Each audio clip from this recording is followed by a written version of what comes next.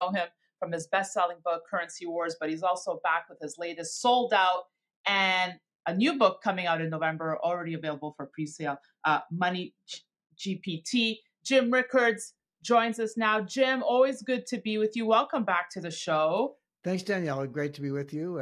Yeah, great to be back on the show. A lot going on. Yes, a lot going on. But first, I have to ask you, how was the start to your can we say summer? I mean, Memorial Day passed, so like, how's the how's your start of almost June going, Jim?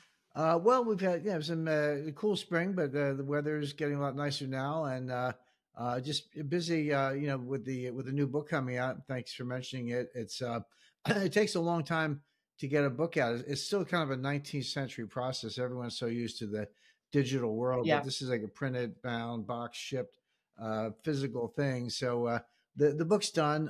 We're just in the late copy editing stage.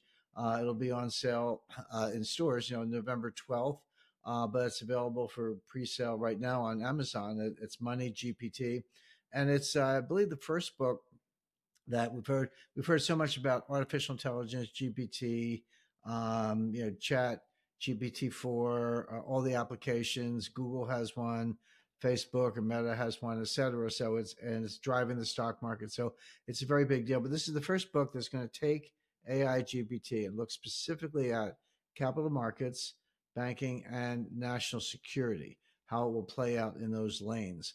And that's fairly, it's um, did a ton of research for it. It's original in that respect, but I think that readers will find that there's some definite dangers and downsides here that probably have not been thought about. Hmm, absolutely. Well, we look forward to that. But in the meantime, I couldn't wait to get you back on for a few reasons here. I saw a recent interview, and this didn't come as a surprise to me, where you basically uh, show an outline of how you think gold could get to or surpass 27,000, and you say, look, this isn't just some forecast that you're pulling out of like a magic hat here. You've done tons of analysis to get to this forecast. So, want to talk to you about that. Uh, want to get more of your thoughts on how you feel we're really living in a bizarro world of a mix of the 1930s and the 1970s. But I really felt we should start with really, the biggest news item here. We're speaking as the jury is deliberating on Trump's hush money case. And hey, by the time this interview rolls out, and we're going to try and get it as fast as we can to the public, we might already have a verdict. But my bigger question to you, Jim, because you are a lawyer and that is your background amongst many other talents and credentials. My question is, do you think the verdict in the Trump campaign, in the Trump criminal trial, could upend the presidential election? Right. So you're absolutely right, Danielle. The jury's out, so the trial's over. The instructions have been given. I've done a lot of. I'm primarily a securities and commodities lawyer, derivatives, capital markets, hedge funds, etc.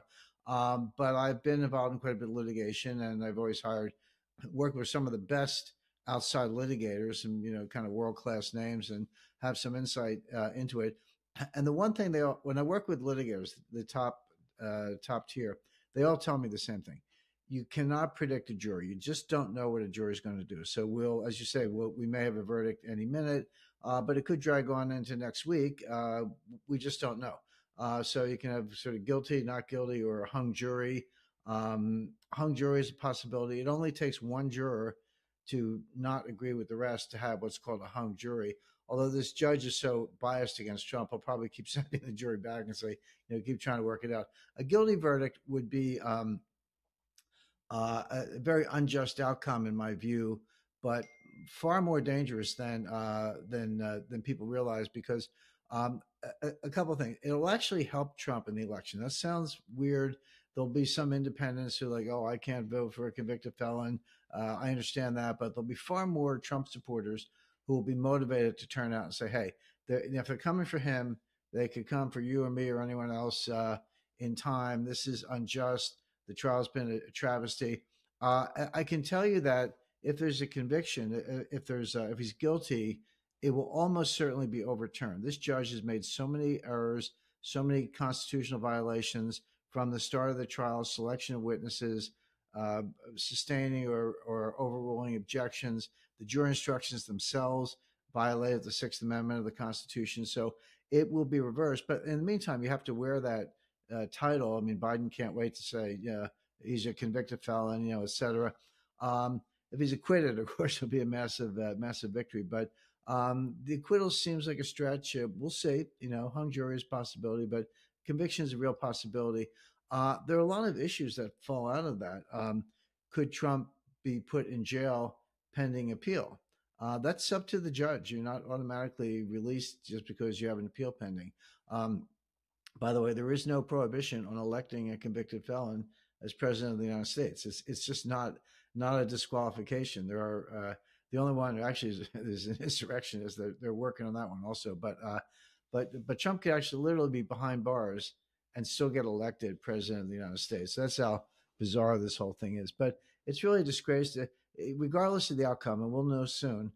It's a disgrace to the justice system, the judges' bias, they didn't even accuse him of a crime. They had an indictment and accused him of, I believe, 38 felonies, but they all hinged upon or depended upon the commission of another crime, and they never told us what the other crime was. And the judge said the jury didn't even have to agree on what the other crime was, but it seems to be a violation. So it's just a travesty all around.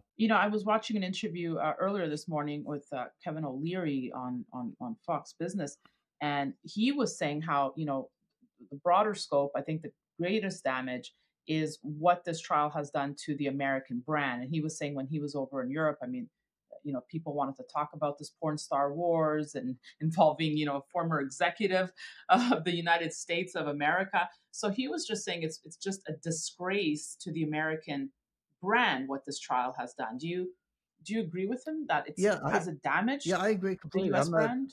a member of the New York bar. I practiced law as a New York lawyer for 40 years. I mean, a Yeah, member of the bar for 40 years and licensed in the state of New York.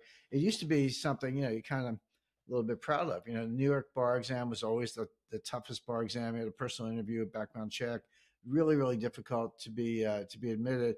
But now it's almost an embarrassment. I mean, the and not just this criminal trial revolving around the so-called hush money to Stormy Daniels. But by the way, hush money is not illegal. I've throughout my career, I made dozens of settlements with complaints of various kinds. You typically it'd be $100,000 or so. You get a non-disclosure agreement.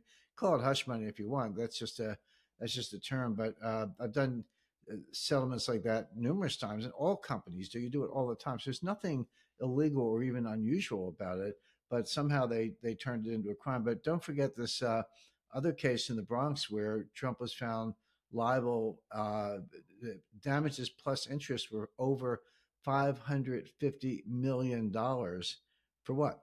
Overstating evaluation allegedly on a loan application. Well, Deutsche Bank was the lender, and the bank said the loan application was fine. We did our own due diligence. We didn't rely on Trump. We made the loan. We got paid back, principal and interest on time as agreed. There was no victim, no loss, no wrongdoing. The bank said we would do the same loan again. How is that a fraud? But that's what they said, and there's over $500 million of damages. So it's not just the Alvin Bragg case in the criminal court. It's this Letitia James. The governor is cheering them on. I mean, New York's just a disgrace, top to bottom. I agree with right. Kevin O'Leary. Fortunately, the U.S. is a big place. There are other states. Just got back from Idaho recently. I was in Sun Valley. You can breathe the freedom. I go to Florida quite a bit. That's a relatively free state, but I would keep out of New York from a business point of view. Jim, I laugh because here I am in New York City. But one more point before we move on and talk about, other topics here. The Biden campaign, after months, of saying that they weren't going to make this trial about politics, roll out Oscar-winning actor Robert De Niro, basically, saying Trump's a clown, he's a loser. If he's voted in, he's never going to leave. Americans need to wake up. This is a major crisis. I mean, what do you make of the Biden strategy here rolling out the celebrities and making this trial now clearly a political one. Well, Robert De Niro is a great actor and a political moron, and he proved it the other day. And I think the White House, the Biden political operation, is. I mean, they couldn't do any worse. I mean, just look at the polls. Trump's leading nationally. By the way, in 2016, 2000, and 2020, he never led nationally. He won in 2016. He came close in 2020, but he never led nationally. He's leading nationally now. That's not highly relevant because we don't have national elections. We go state by state by state. There are about 7 states that will decide the election. Sorry for the other 43. We already know what you're going to do. By and large, New York and California will go for Biden, and Alabama, and Mississippi, and Florida will go for Trump. But there are 7 states that are close that will determine the election. Trump's leading in all 7. He's leading in the national polls. He's leading in the 7 battlegrounds. He's leading in the betting odds. And this is, people say, well, it's a snapshot. Things could change. Yeah, maybe, but not really. This is about the time, May, June time frame ahead of the conventions when Americans do make up their minds. They kind of lock in a little bit. Very, very little room for change. So the Biden political operation is a disaster. And then when you go by individual categories, like immigration, taxation, the economy, inflation, et cetera, Biden's trailing by huge margins in every single category. Crime is another one. They're not listening to Democrats. I don't expect Biden to listen to Republicans, but they're prominent and successful Democrats like David Axelrod, James Carville, Doug Schoen, and others. They're not listening to them. So this is an inept campaign. It's almost like they've circled the wagons. Maybe Dr. Jill Biden's actually in charge. Who knows? I mean, I've studied Spanish is my main non-English language or language other than English, and I know I like shopping in bodegas, but Jill Biden calls them bodegas. So she can't even pronounce a simple Spanish word. It's an embarrassment. Um, so yeah, Trump's on a path to victory. Notwithstanding the New York cases, they'll all get sorted out eventually. But I see them actually helping his standing and his polls. And when you're ahead in the polls, you say, well, what can go wrong? Well, one thing is turnout. But these Trump convictions and cases, because they're so visibly political and unjust, they'll actually increase the turnout. People say, I can't sit on the couch on this one. I really got to get out and vote because there's too much at stake. So I agree with Kevin that Kevin O'Leary, that this is extremely damaging to New York. But I see it as just Trump's on a roll and Biden is too weak. He was never very bright to begin with. He was kind of. I used to hang out in the Senate a lot. I worked with a lot of senators. I was a registered lobbyist. I ran a Washington office for years, so I know a lot of them firsthand. Biden was always regarded as kind of the dumbest senator, but now that he's senile, it's sort of dumb and crazy. All right, let's move on now. Like I said, we have a lot of other topics to cover. And one that caught my attention was your recent forecast, which you say, look, I didn't just make this up, but you could see gold, I'm not saying in this year or next year, but heading towards 27,000. You say, look, this is not just a number you're making up. We all know, anyone who knows you, Jim, knows you do. You take deep dives, you do a ton of research. So I'd love for you to walk us through how you got to this number and in what time frame you think this could happen in. Right. Well, there's a predicate, so it's a little bit different than a hard and fast prediction. I did. The number was about $27,000. You're right. There's a predicate, which is what happens if investors, savers, markets around the world lose confidence in the U.S. dollar.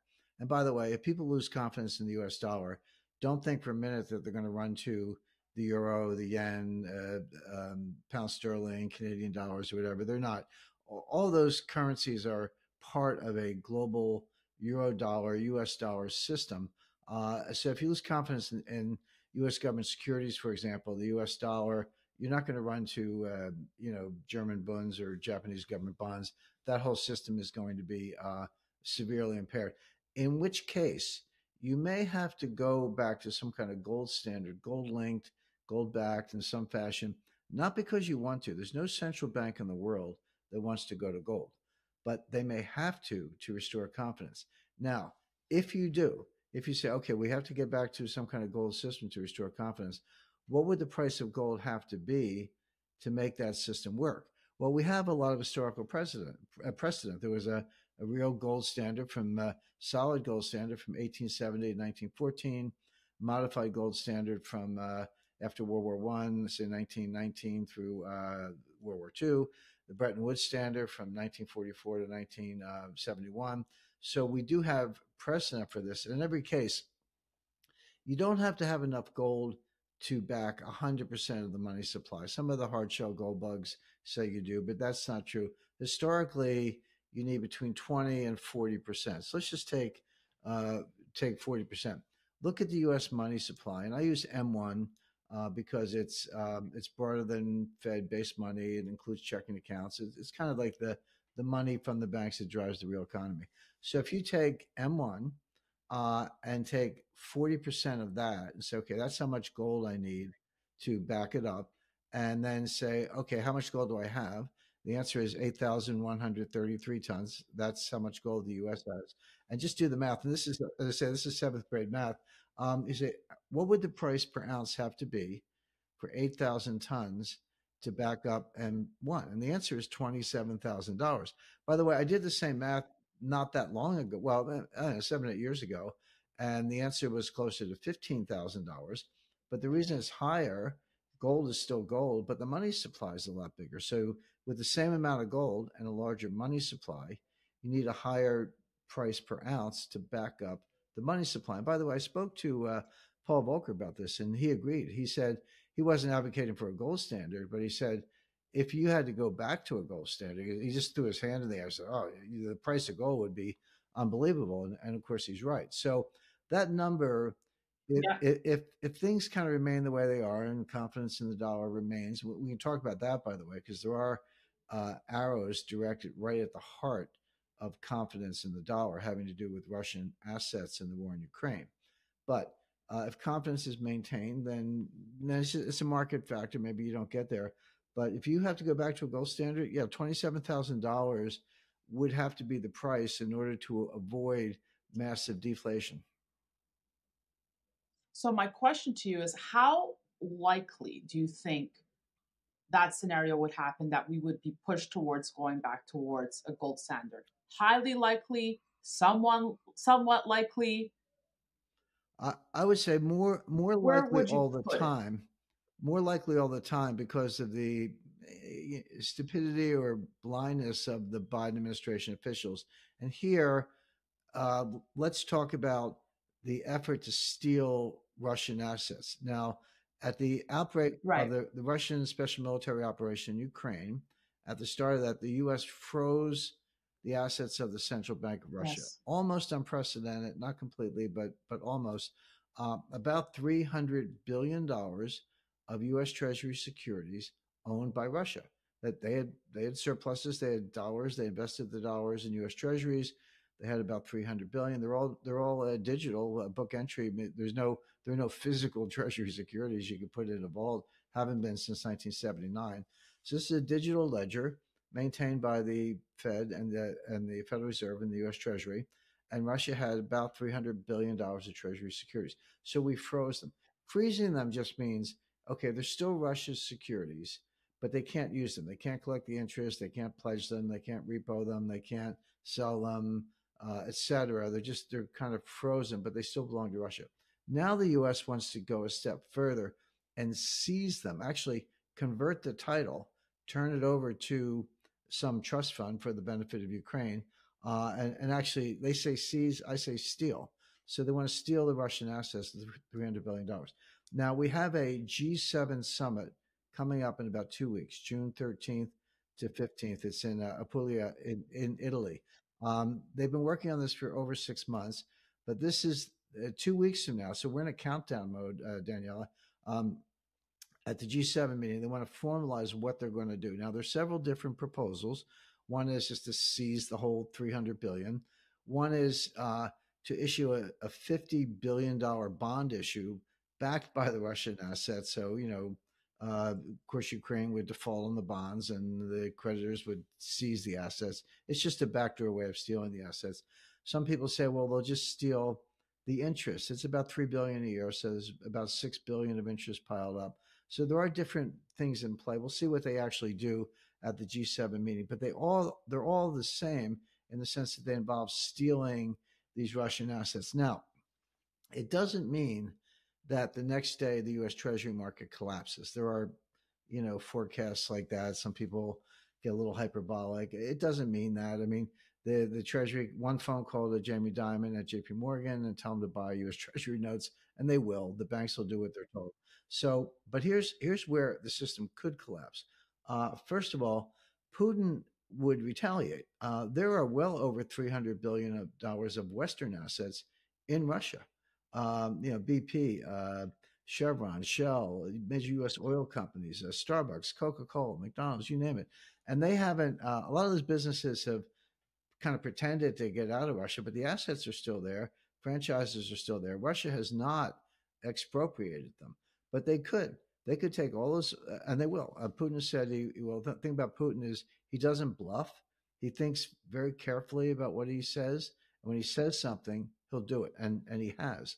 So if the U.S. steals the Russian treasuries, Putin will expropriate Western oil and energy and natural gas assets and just give it to Rosneft or Gazprom, which are the major Russian energy companies. It's estimated that it's estimated that there are more Western assets in Russia than there are Russian treasury bonds in the West. So Putin could actually make a profit on this whole thing. But here's the other play that it's clear to me because I'm a lawyer, but no one else has even discussed. Where are these assets? There's only about 5 billion of the 300 in U.S. banks, and those can be stolen very easily. But over 200 billion are in Euroclear. Euroclear is the largest clearing, settlement, and custody organization in Europe, and it has over $40 trillion of total assets. Stocks, bonds, other types of securities, etc. But it has these 200 billion of the 300 billion of Russian assets, U.S. Treasury securities, are in Euroclear. Now, if you seize those, Euroclear has offices around the world. They have offices in Bahrain, UAE, Hong Kong, Singapore, a rep office in Beijing, etc. Russia could sue Euroclear in any one of those offices. And just take Hong Kong, for example. Hong Kong is an interesting case. It's under the thumb of the Communist Chinese, but it kind of walks and talks like a Western legal system. And they have lawyers and courts and all that. So Russian lawyers show up in Hong Kong, sue Euroclear for 300 billion or more, with damages, etc., and get a judgment in favor of Russia. Russia can now run around the world and seize Euroclear assets that belong to anybody to recover that judgment. You could throw a monkey wrench into the entire global clearance and settlement system by disrupting Wow. by disrupting Euroclear, which is probably second only to DTCC in terms of settlement and clearance. So this is an example of the stupidity of U.S. officials. Janet Yellen doesn't understand any of this. Her deputy Wally Adeyemo doesn't understand it. But the real danger is not that the treasury market collapses the next day. That could happen over time. It's that Russia retaliates, Right.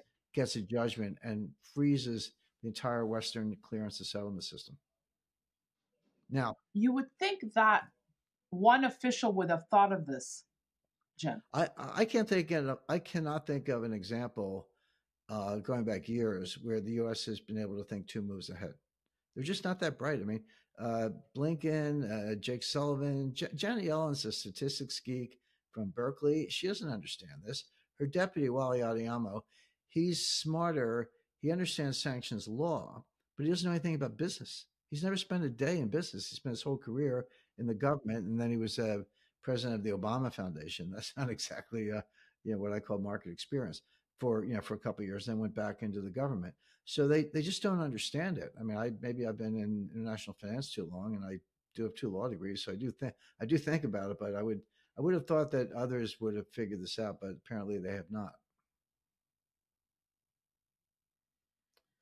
I kind of along the same mind frame or train of thought about, you know, punishing countries that will be moving away from the dollar. I mean, they're obviously actively thinking about this, right? I mean, like government officials, maybe they're not two steps ahead, but they must be a little worried about what the weaponization of the dollar has done. So, curious to get your thoughts on President, former President Donald Trump's economics advisors, which were considering ways to actively stop nations from shifting away from using the dollar, in effort to counter budding moves among key emerging markets to reduce exposure to U.S. currency. So, if he does come back into office, I mean, this is something that his economic advisors are already looking at. But is it too little, too late, Jim? No, and just to your earlier point, Danielle, about surely the U.S. officials must know this. They don't. I mean, I Yeah, met with I met with senior Treasury officials. I've been at the Fed, the White House. I've sat at the Pentagon with one person away from the senior Treasury official with responsibility for the dollar relations in Asia. And I told them exactly what I just told you. I mean, in different scenarios, and they don't get it. They bang the table. The U.S.'s dollar is the reserve currency. It always will be, et cetera. They're really blind to this. So I wouldn't count on them being able to see through it. But coming back to your other point, yeah, it's a big deal. Now, the there's the reality, and then there's the story. So what's the storyline from the right. deep state and the mainstream media and all that? There's pardon me. They're saying Trump wants to start the currency wars, and he wants to weaken the dollar, to promote U.S. exports and export related jobs, etc. So that's the kind of like we're supposed to worry because Trump's going to destroy the dollar. Um, First of all, it's not true. That's not what he's doing. Trump is not trying to start or continue a currency war. He's trying to end the currency war. The currency war has been going on since 2010. That's what my first book was about. But I also said in that book came out in 2011. I said currency wars we're not always in one, but when we are, they can last 15 or 20 years. So here we are, 2024. I'm not surprised that 13 years after the book came out, we're still in a currency war because I said that's how long they can last, and we are. So it's not a new currency war. It's been the same one that's been going on for as I say, 13 years. So, but what Trump's trying to do is end it. His model is what Ronald Reagan and James Baker did at the Plaza Accord in 1985 and the Louvre Accord in 1987. So, what was going on then? Coming out of the severe recession of 81, 82, 20% interest rates, Paul Volcker, et cetera, we finally got inflation down to about a little over 3% by 1983. Growth was really strong, 16% compound growth between 83 and 86. The dollar hit an all time high. If you look at the Fed broad trade weighted index, the dollar hit an all time high in 1985. Baker and Reagan, Baker was Secretary of the Treasury at the time, just said the dollar was too strong and they didn't want to trash it. What they wanted to do is get together with Japan, Germany, because remember, we're still in the euro. Sorry, this is before the euro. So you still had the Deutschmark and the French franc and sterling and yen and all that. They met at the Plaza Hotel in New York. They had a conference with the finance ministers, and they agreed on new parities. And they said they were going to intervene in markets to cheapen the dollar, but it was a controlled cheapening, and it was by agreement, it was by consent, and they did it. And then by 1987, the dollar had got weak enough that they said, okay, that's good, let's lock it in. And they met at the Louvre in Paris, and they agreed. They set the new parities, and they agreed to keep it there. And for almost 20 years, from 1987 to 2010, I guess a little over 20 years, that was the great moderation. We didn't have high inflation. We didn't have currency wars. The price of gold didn't do a lot really until after 2000 for other reasons. But you did have great currency stability, and that kind of blew up in 2010 after the global financial crisis. So the by the way, the big brain behind this is Robert Lighthizer. Lighthizer was U.S. Trade Representative in the first Trump administration.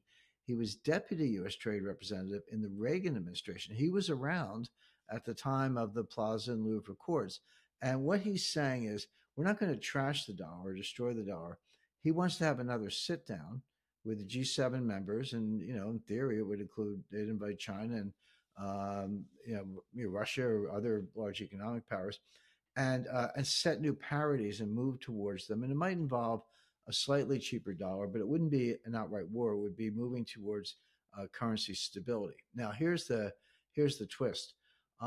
You're invited to this meeting, and you can work with the United States to achieve these parities. But Right. if you're using excess capacity and you're dumping and you're trashing your own currency, then we're going to hit you with tariffs.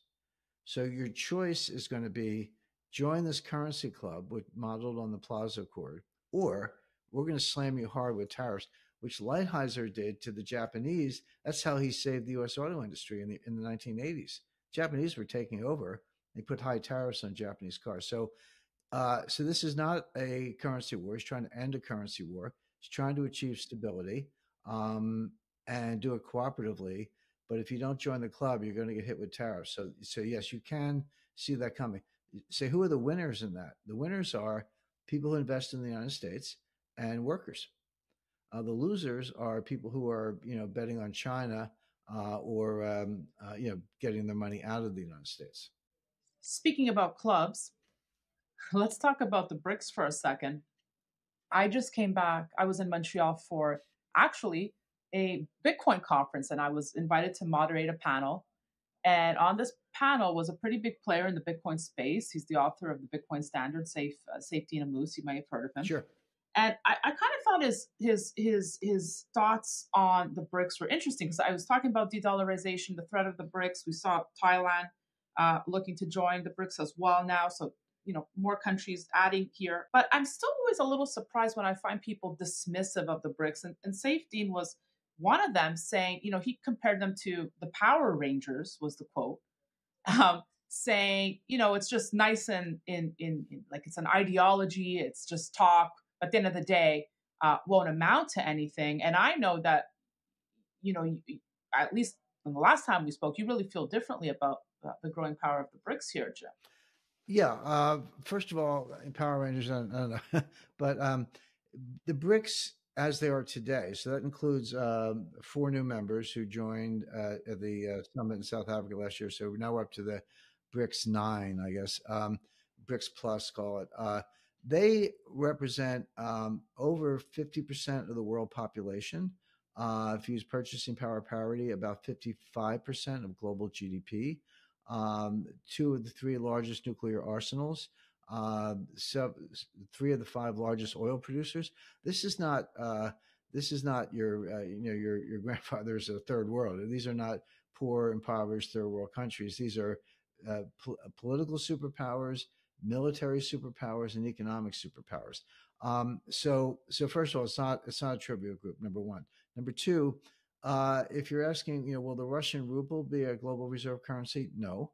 Will the Chinese yuan be a global reserve currency? No. I could give you 100 reasons why, but they don't have bond markets. They don't have good rule of law. They don't have repo, primary dealers, et cetera. They don't have all the things you need to, in terms of having a securities market, to be a global reserve currency. So you can forget about that.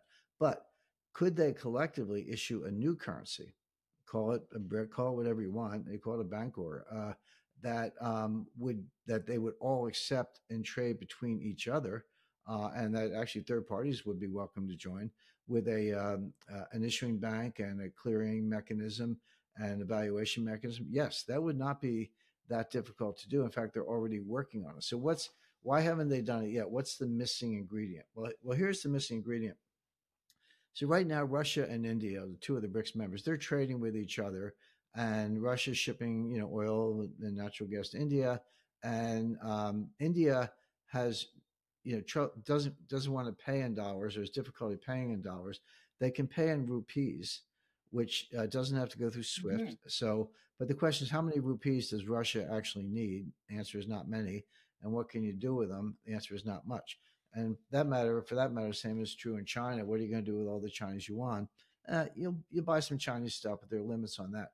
So the problem with bilateral local currency settlement is, if you're the seller and you get the local currency, what are you going to do with it? And the answer is not very much. And none of those currencies are big enough to support reserve currency status. But if you get 10 or 15 or 20 or more countries in the BRICS, now you've basically duplicated the euro, the European monetary zone.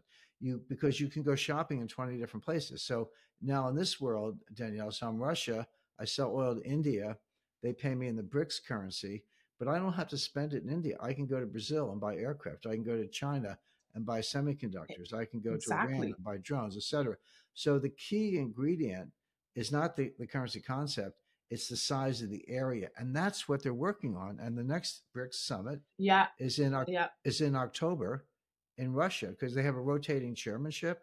So this year, Russia's the chairman. And Sergei Lavrov, the foreign minister, has been a thought leader in this. Viola Nabiulina, the head of the Central Bank of Russia, is brilliant. So they are moving in this direction. I can't account for what our friend, our Bitcoin friend said, but he apparently doesn't really understand what the BRICS are doing. Well, that's such a valid point, and yeah, we'll definitely have a lot to talk about around October. I mean, just one last point. I mean, going back to the point about they're not there with the common currency yet, but do you think there's a clear um, reason and connection as to why China has been amassing all this gold? Could it be because they're trying to get some sort of gold backed currency? Does that make sense to you, Jim? Uh, Not exactly. China's not going to have a gold backed currency because they're, uh, by the way, the gold powers, the biggest gold powers in the world. If you take gold as a percentage of GDP, so GDP is your economy, and gold is, I think of it as real money. So take that gold to GDP Right. ratio. The two biggest powers in the world are Russia and Switzerland. They have ratios of kind of between 9 and 12% gold to GDP. U.S. is pretty weak, about 2%. China is a fraction of 1%. So they don't have anywhere near enough gold. So, but to your point, Daniela, why are they buying gold? The answer is twofold. Number one, this new BRICS currency may have a gold linkage. Now, I'm not saying it's going to be gold backed. You're not going to be able to take your BRICS currency, march down to the People's Bank of China and say, give me some gold. They're not going to do that. Um, but it will have a linkage to gold by weight. So knows one brick or bank or whatever they call it will be equal to something, an ounce, a kilo, I don't know, but some fixed weight, not a dollar amount, but a weight. Now, the dollar gold market will continue as it is, but in that world, the dollar has to do all the dirty work. As the dollar is going to be going down against gold, if a brick unit is tied to gold by weight and the dollar price is going up, meaning the dollar is going down, what's happening to the brick? It's getting more valuable. So there would be a strong interest in having the gold. But here's why China's buying gold. And it goes back to what we said earlier about seizing and stealing the Russian assets. Because let's say you're a central banker, finance minister of any country that's running a trade surplus. You're making money. What do you do with the money? It's no different than you or I personally. We make money. We have to decide what to do. You pay your bills, but do I put it in a savings account? Do I buy stocks? Do I buy bonds? Buy real estate? Whatever. Countries have to do the same thing with their trade surpluses. So, do you want to buy U.S. Treasuries in a world where the U.S. is stealing them? Probably not. Do you like uh, Japanese government bonds or German bonds or Italian government bonds any better? I don't think so because if the U.S. is stealing them, why would those other countries be any better? So you very quickly get to gold. It may not be your first choice, but it may end up being your only choice once you get away from these government securities. I want to just wrap with one of the points I started with, where you said we're living in, very bizarre times here. It's almost a mix of 1930s meets the 1970s, and we're just living in a sea of anomalies. One of them being the rising price of oil. Why is that? I mean, can I call that a red flag for you, Jim? Yeah, because what we're facing, and by the way, no one knows less about this than central bankers, or at least the Western central bankers. We could be looking at stagflation. Now, the working model is if unemployment's low and growth is strong, then that's inflationary. If unemployment is high and growth is weak, then that's disinflationary or deflationary. So that's it's like a Hmm. seesaw. One's up, the other one's down. That's the standard model. There is no empirical evidence to support that model. The fact is, there's no correlation between growth and unemployment on the one hand, so-called Phillips curve, and inflation on the other. You can have high inflation and high unemployment, which is what we had in the late 1970s. You can have low inflation and high unemployment, which we had in the 1930s. You can have low inflation and low unemployment, which we had in the 2010s. In other words, there's no correlation. So while the Fed keeps saying we have to tighten, tighten, tighten to fight inflation, I'm saying there's no correlation between the two. They are tightening, but inflation will come down, eventually come down on its own. But in the short run, it's going up for supply chain reasons. Reduced oil output. Biden's draining the strategic petroleum reserves and the New England uh, gas and diesel reserves, et cetera. So we could be looking, I think we are looking at a situation right now based on the data where growth is slowing and inflation is going up. But the central banks don't, that's not how they think about the world. So, and there's a name for that. It's called stagflation. Jim, I look forward to continuing all these conversations at Rick Rule's symposium coming up in July in Boca Yep. Raton. I can't wait to see you in person there. I'll be there. Finally, Yeah. I will be there in person. I will be emceeing the event. I know you're one of the keynote speakers, and what a lineup! And I know it will be very hot, but very well worth it. And I urge everyone to come out and join us. We'll have a link below in the description for folks who want to join us. And I guess I want to know, Jim, because you do so much research and take such deep dives, as I've said. Uh, will Jim Rickards be taking a Boeing anytime soon? What are your thoughts on the whole Boeing Oh mystery, man, Jim? yeah, when I get on a plane, I try not to look at the manufacturer because, yeah, I think Airbus is probably safer, but you don't have much choice. I keep off of Southwest Airlines. I think they have the most Boeing 737s. I usually fly Delta. They have a few more Airbuses, but yeah, I basically kind of like put a blindfold over my face. I don't want to know that it's, but it is a little scary in the sense that we've seen some near crashes based on air traffic control errors. Parts are falling off of planes. They're almost colliding on the ground. We can thank Pete Buttigieg